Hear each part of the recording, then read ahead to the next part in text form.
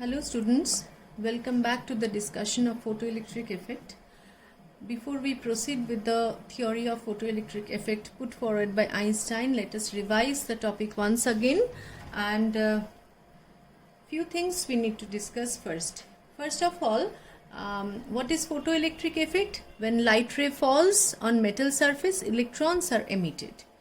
Okay, this is called photoelectric emission. So we are talking about metals. Metals consist of free electron that you have studied in class 10. Free means they are loosely bound to the nucleus. So these free electrons can be easily taken out freed from the metal surface, and we come to one important definition. The definition, we define a new quantity called work function of a metal. What is work function? The work function is defined in this way. It's the minimum amount of energy required by an electron just to escape the metal surface. This is called the work function of a metal. So work function has a dimension of energy. It's the minimum energy required to free the electron.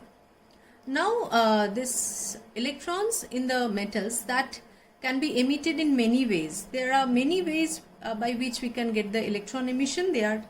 Electron can be emitted by thermoionic emission, field emission, etc., etc. And the most important one that we are going to discuss is photoelectric emission. So this experiment with here we have drawn the diagram of the photoelectric effect experimental setup. The experiment began around the year 1886, like that. So it started around 1886 and continued, the whole experimental procedure continued up to 1900, 2, 3, 4, 5. So the scientists, those are involved were Philip Leonard, then Hertz, then Wilhelm Hallworks, and all these scientists were involved in this experiment, and they were trying to explain this photoelectric emission. When light ray falling on the metal surface, electrons are emitted. So this photoelectric emission they tried to explain using the classical theory of light, that is light, treating light as a wave. So we have discussed the failure of the wave theory in the previous section.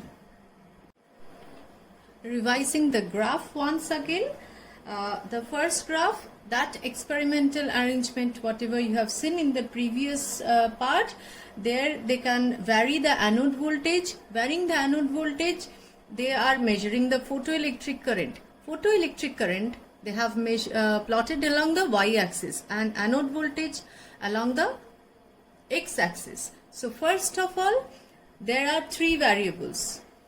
Here we are changing the voltage, anode voltage, we are changing the intensity of the current, intensity of the light, and hence we are getting different current here, values of the different values of the photoelectric current. So in the first graph, what we have seen is when we are changing the intensity of the light, we are getting the current of the photoelectric current is increasing. This is the first graph. Second plot, here also we are changing the anode voltage and we are plotting the current corresponding to it. And here the third parameter that we are changing is the frequency of the light. Okay. So, and here we can see for different frequencies the current, photoelectric current remains same, but the cutoff voltage is changing. In the last class we have discussed the cutoff voltage is that voltage corresponding to that cutoff voltage, the energy corresponding to the cutoff voltage is equal to the maximum kinetic energy of the electron. Energy corresponding to this cutoff voltage is equal to the maximum kinetic energy of the electron. That is, we can say if the cutoff voltage is V0, then EV0 is equal to EK max. Now the third graph, we plot V0, that is the maximum kinetic energy here, Ek or V0 and here we plot the frequency. These two plots are for two different metals, and what we observe is for a particular metal, photoelectric emission starts at a particular frequency. For different metals, this frequency is different, and we have discussed this frequency is called the threshold frequency. So we got the definition of threshold frequency and the stopping potential. These are two important questions for ISC. What do you mean by threshold frequency and what do you mean by stopping potential in terms of photoelectric emission? Now, as we're talking about the photoelectric emission, light ray falling off the track, let me tell it to you that when light ray falls on a metal, photoelectric emission may take place. There can be other phenomena also, depending on the energy of the light. First of all, let me tell you about one phenomena called Compton effect, and that is not there in your syllabus. And one thing you have to study from your syllabus is if the energy of the photon is very high, then one phenomena is predominant, that is pair production. We'll talk about this in some other classes. So let me continue with this photoelectric effect right now. So, and limitations, regarding the limitations of the photoelectric effect. So the first limitation was, according to the wave theory, when a wavefront strikes the metal surface, electron absorbs the energy from the wavefront. Now, as we know that the intensity of the light means the energy of the light crossing through a unit area and unit time. So as the intensity increases, the energy also increases. So when high intensity light falls on metal, the electron should come out with greater kinetic energy. Electron coming out with greater kinetic energy means stopping potential has to be more. But our observation is something else. When intensity we are increasing, stopping potential remains same, the current is different.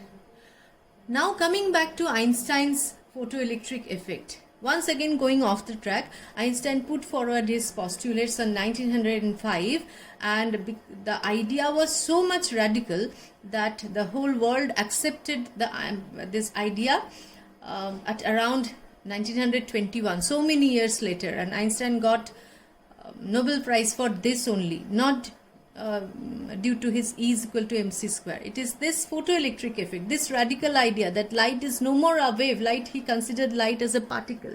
So with this idea, for this idea he got the Nobel Prize at around 1921, if I'm not wrong. So he put forward his theory in 1905 and he got the prize, and this theory was accepted around some 16 years later.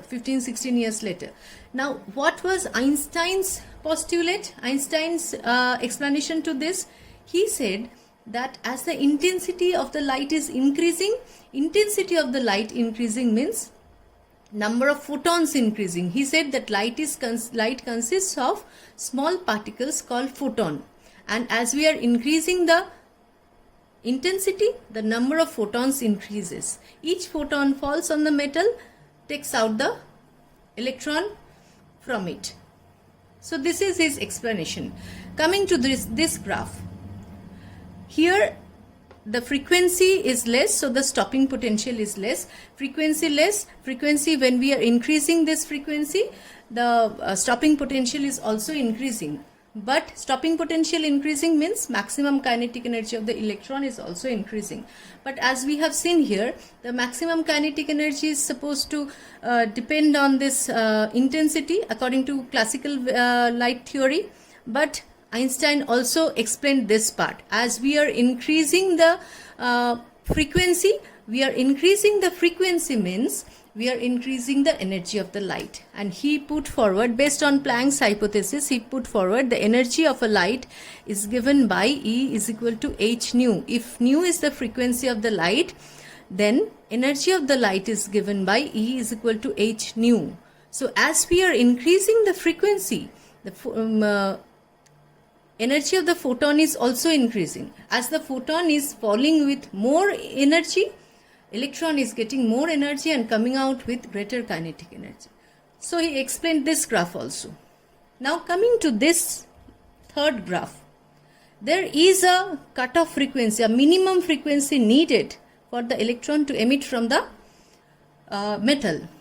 So he explained it to our to the theory from using the concept of work function. As we in the beginning we said that there is a minimum energy required for the electron to come out of the metal surface, and that minimum energy is called the work function of the metal. So when light falls on the metal surface, a minimum energy from this part, a minimum energy is required to free the electron from the metal surface. So that energy is called the work function. This work function varies actually from one metal to another.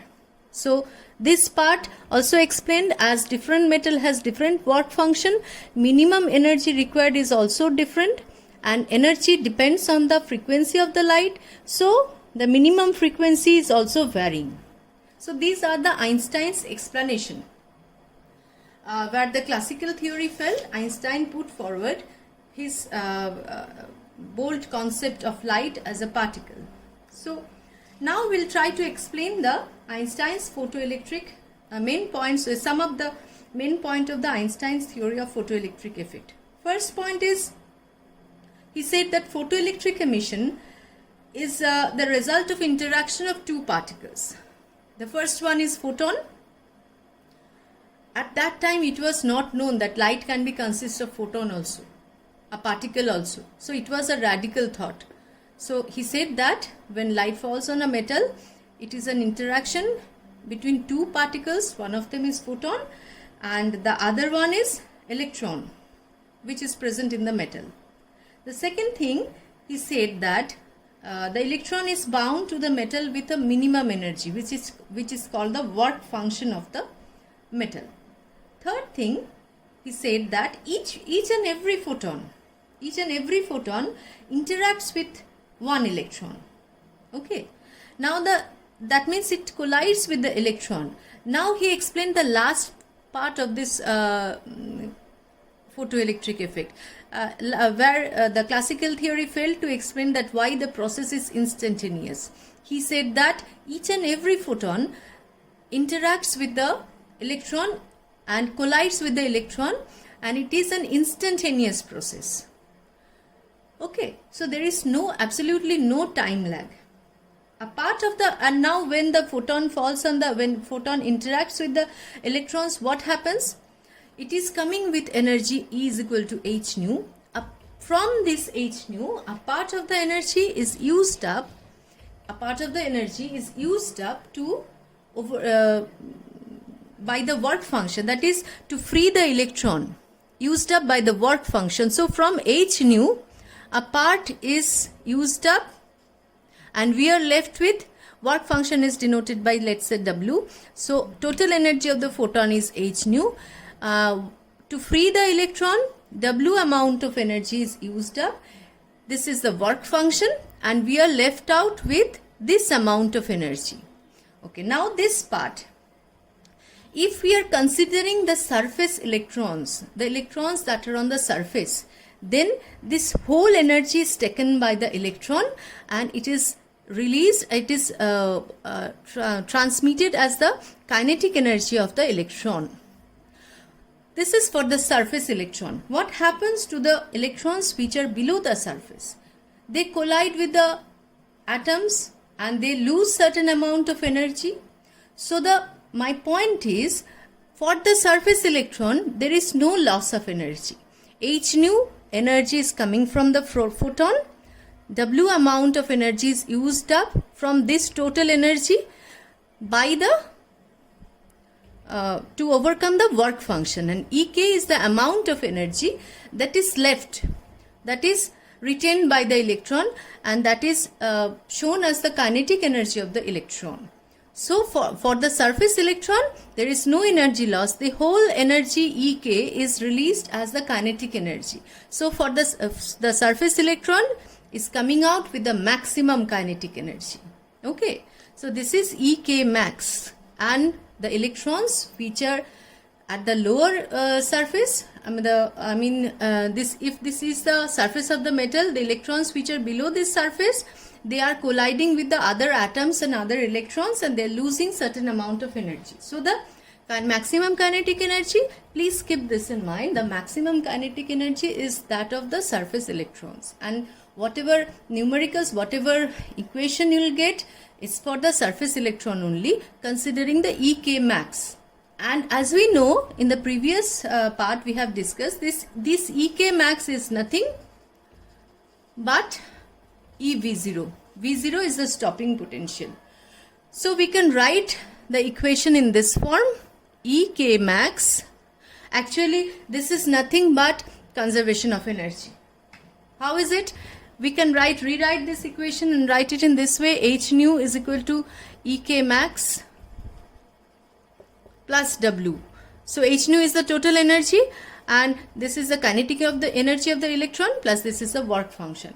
This is another form of conservation of energy. Now we come to the most important equation here.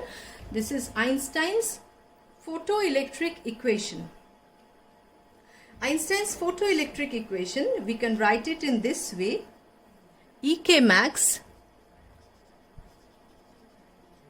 is equal to H nu minus W. Now coming to this W, I'll write this part later. Before that, I would like to say this W is the work function. Work function is the minimum energy required. Minimum energy corresponds to the threshold frequency of this metal. So work function can be written as W is equal to H nu 0. So instead of W, we'll write H nu minus H nu 0. H nu 0 is your work function. Okay. So we write it in this way. Ek max also we can write as half m V max square is equal to H nu minus H nu 0. This is your photoelectric equation of photoelectric effect that was put forward by Einstein. Okay. Now this equation we'll try to discuss in the next part. Please go through the graphs, read the graph, try to explain the graph of your own, please memorize the failure of the photoelectric effect and what are the definitions that you have to remember. So far we have discussed, first of all, what do you mean by work function of a metal? First question, work function of a metal. Second question is, what do you mean by stopping potential? Third question is, what is threshold frequency or threshold wavelength? Please try to differentiate between these two, threshold frequency and threshold wavelength. Then Einstein's theory of photoelectric effect, all the postulates, all the points that has been mentioned. Then Einstein's photoelectric effect equation. Up to this much we have studied. Please, these graphs are very important for examination. All these one or two graphs comes every year. So please memorize all these things. Read again, and we'll come back with the next part of this photoelectric effect and with some numericals in the next class. Thank you.